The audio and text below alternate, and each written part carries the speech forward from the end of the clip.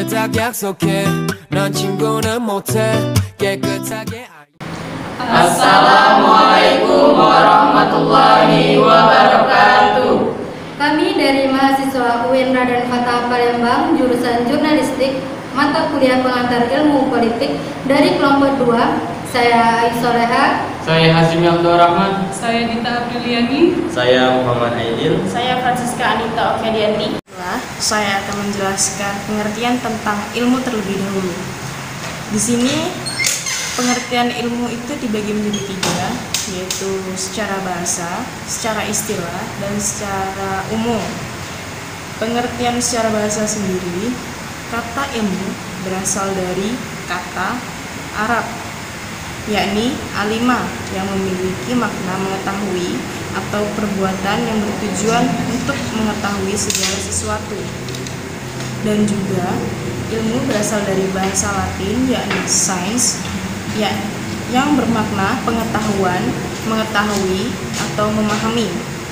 Secara istilah, ilmu adalah bentuk pengetahuan tentang sesuatu yang datang dari Allah, yang mana ilmu tersebut diturunkan kepada para nabi dan rasul serta alam yang diciptakannya, termasuk manusia, apa saja yang ada di langit dan bumi ini, atau pengetahuan yang sistematis dan bersifat ilmiah.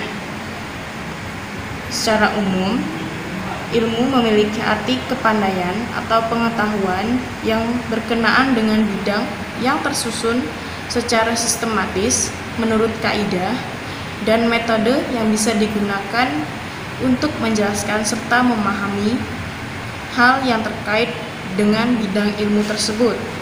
Sedangkan pengertian ilmu menurut para ahli: 1. Muhammad Hatta. Ilmu yakni merupakan sebuah pengetahuan yang teratur tentang pekerjaan hukum secara kasual dalam suatu golongan masalah yang sama tabiatnya, yang mana menurut kedudukannya yang tampak dari luar maupun dalam. 2. Minto Rahayu. Ilmu pengetahuan merupakan ilmu yang telah disusun secara sistematis dan berlaku secara umum. Politik adalah seni dan ilmu untuk meraih kesuksesan secara konstitusional maupun non-konstitusional.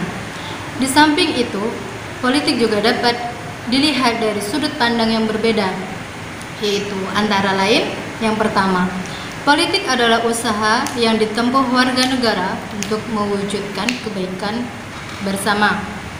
Yang kedua, politik adalah hal yang berkaitan dengan penyelenggaraan pemerintah dan negara. Yang ketiga, politik merupakan kegiatan yang diarahkan untuk mendapat dan mempertahankan kekuasaan di masyarakat. Yang keempat, yaitu politik adalah segala sesuatu tentang proses perumusan dan pelaksanaan kebijakan publik. Adapun menurut para ahli, menurut Roger F. Salton, ilmu yang mempelajari tentang negara, tujuan-tujuan negara, dan lembaga-lembaga negara yang akan melaksanakan tujuan tersebut dan hubungan antara negara dengan warga negara serta negara lain.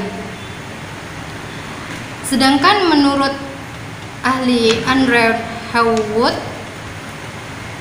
kegiatan suatu negara yang bertujuan untuk membuat, mempertahankan, serta mengamandemen semua peraturan umum yang mengatur kehidupan, yang artinya tidak dapat terlepas dari gejala politik, gejala konflik, dan kerjasama.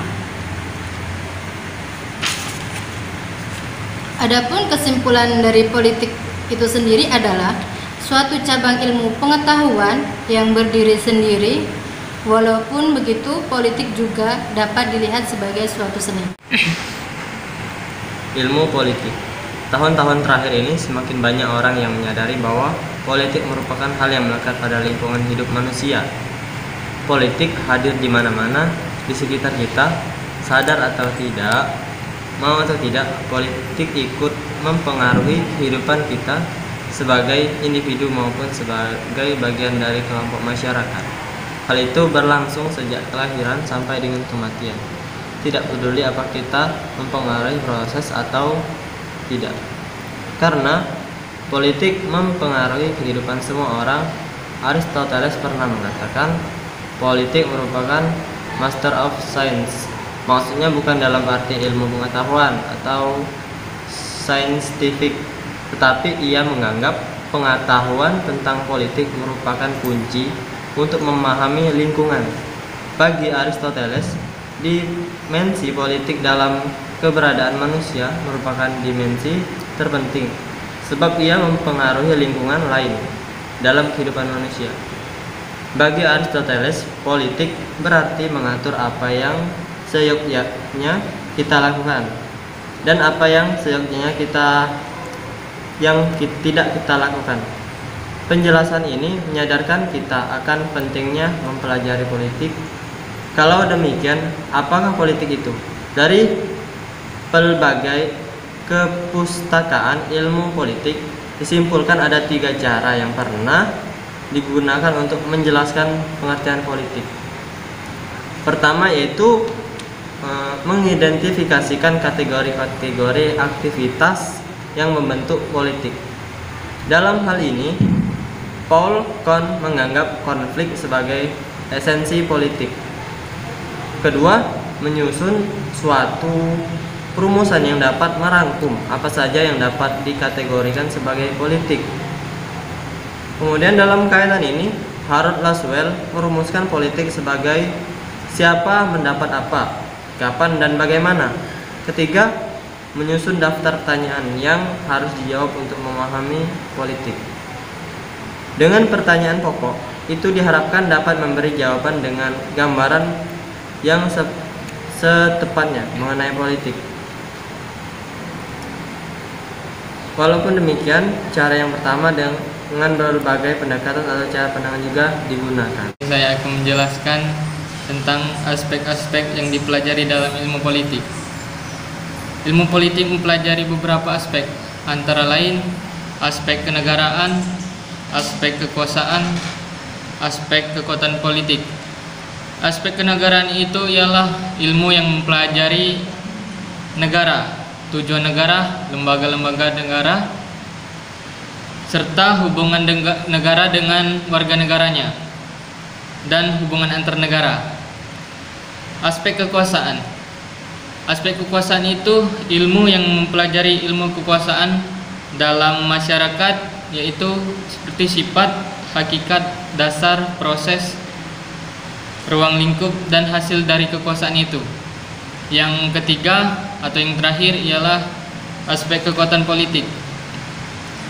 Aspek kekuatan politik ilmu yang mempelajari kelakuan politik dalam sistem politik yang meliputi budaya, politik, kekuasaan, dan kepentingan juga kebijakan. Saya akan menjelaskan tentang konsep-konsep dalam ilmu politik.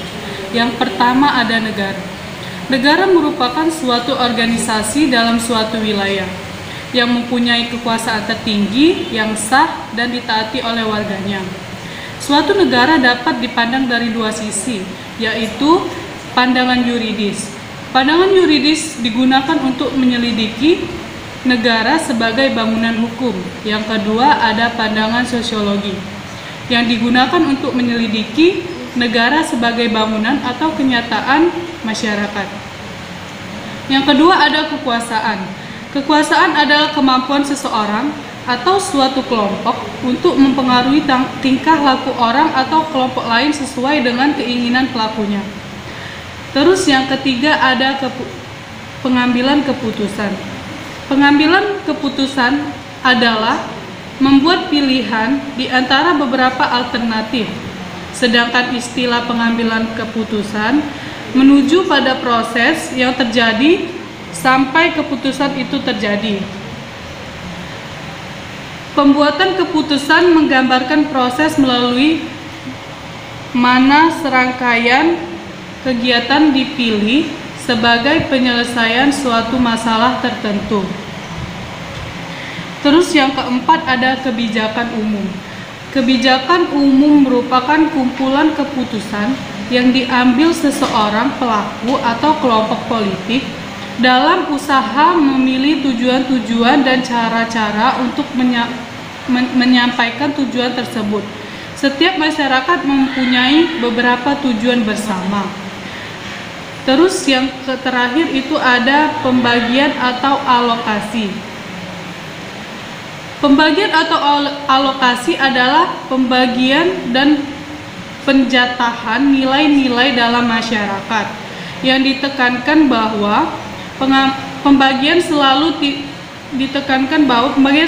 tidak merata dan menimbulkan konflik. Dalam ilmu sosial, suatu nilai adalah suatu yang dianggap baik dan benar, suatu yang diinginkan yang mempunyai harga. Nilai ini dapat bersifat abstrak seperti penilaian atau suatu azas seperti kejujuran dan kebebasan berpendapat. Kesimpulan dari pemaparan kami adalah hakikat ilmu politik merupakan kajian mengenai konsep penentuan tujuan politik, bagaimana mencapai tujuan tersebut serta segala konsekuensinya. Bahasa dalam ilmu politik antara lain adalah filsafat politik, konsep tentang sistem politik, negara, masyarakat, kedaulatan, kekuasaan legitimasi, lembaga negara, perubahan sosial, pembangunan politik, dan perbandingan politik. Oke, sekian dari pemaparan kelompok kami akhiri. Wassalamualaikum warahmatullahi wabarakatuh.